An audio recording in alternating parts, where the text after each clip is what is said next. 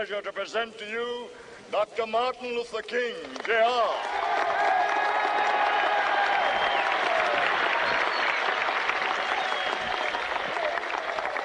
I am happy to join with you today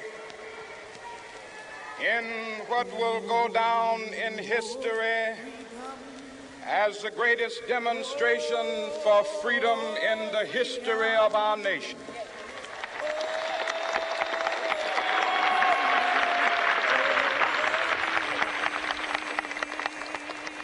Five score years ago,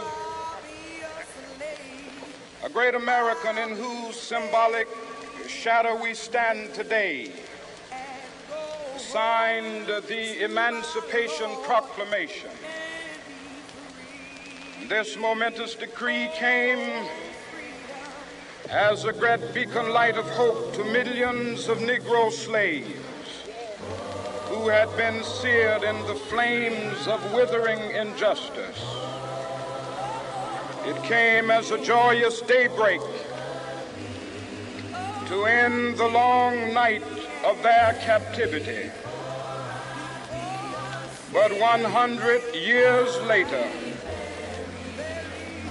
the Negro still is not free. 100 years later, the life of the Negro is still sadly crippled by the manacles of segregation and the chains of discrimination. 100 years later, the Negro lives on a lonely island of poverty.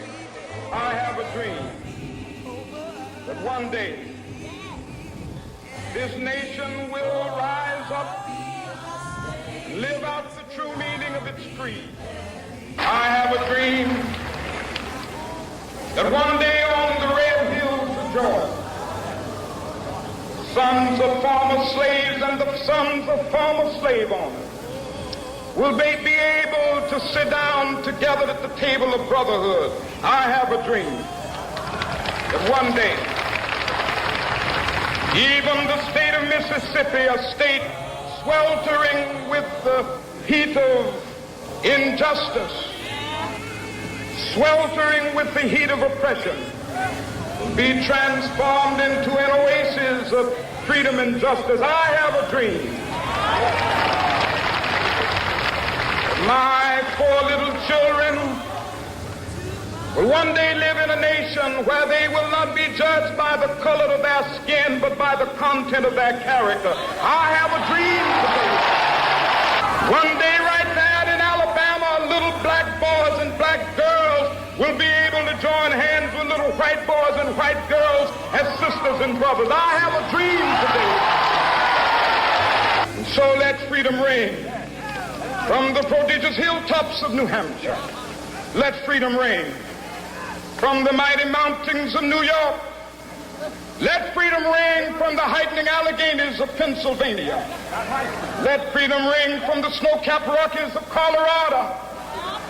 Let freedom reign from the curvaceous slopes of California. Our freedom reigns when we let it reign from every village and every hamlet, from every state and every city. We will be able to speed up that day when all of God's children, black men and white men, Jews and Gentiles, Protestants and Catholics, will be able to join hands and sing in the words of the old Negro spiritual, free at last.